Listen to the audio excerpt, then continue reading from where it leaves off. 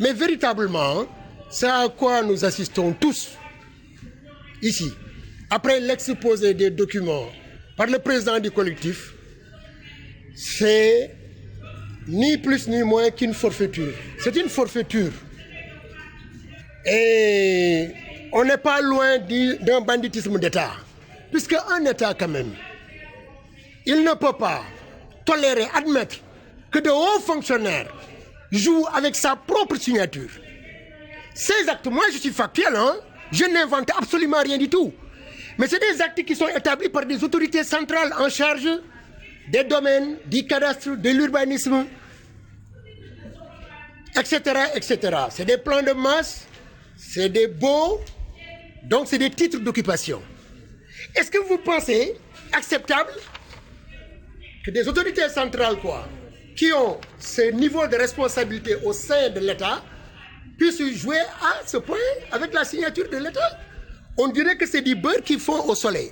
Alors que ce collectif-là, il regroupe plus de 250 000 âmes, toutes classes d'âge confondues. Et pourtant, les sergents recruteurs n'ont pas manqué. C'est-à-dire ceux qui ont voulu approcher ce collectif pour l'instrumentaliser à des fins totalement étrangères à sa cause, le collectif leur a toujours dit niet quoi. Le collectif est resté droit dans ses bottes, il est resté de marbre. Avant même que les récentes élections qui ont porté encore, qui ont renouvelé en tout cas l'accès de M. Macky Sall à la magistrature suprême du pays, n'ait eu lieu. Mais le collectif a été approché par toutes sortes de forces.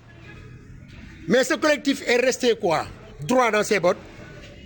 Il est resté serein et il n'a pas voulu faire la moindre confusion, le moindre amalgame à propos, lui, de ses objectifs, de ses buts, mais également en réglant sa conduite de façon très honorable.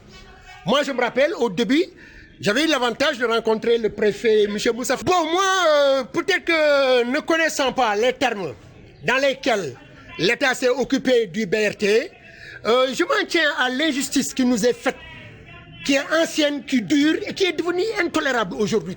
C'est-à-dire que ça a dépassé toutes les limites et tous les seuils du tolérable.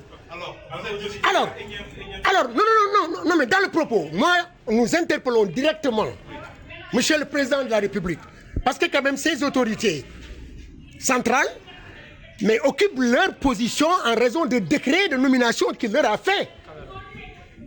Alors aujourd'hui, c'est à lui de prendre le taureau par les cornes et de s'occuper de cette affaire-là. Parce que en réalité, mais la vague de révolte récente là, lorsque le président sur les ondes des télévisions nationales et internationales a dit « Je vous ai compris la jeunesse », nous n'avons pas le sentiment que ses principaux collaborateurs partagent avec lui cette compréhension. Et ce qui met du feu, ce qui attise le feu, ce qui sème le trouble social au Sénégal, mais c'est de vrais fonctionnaires.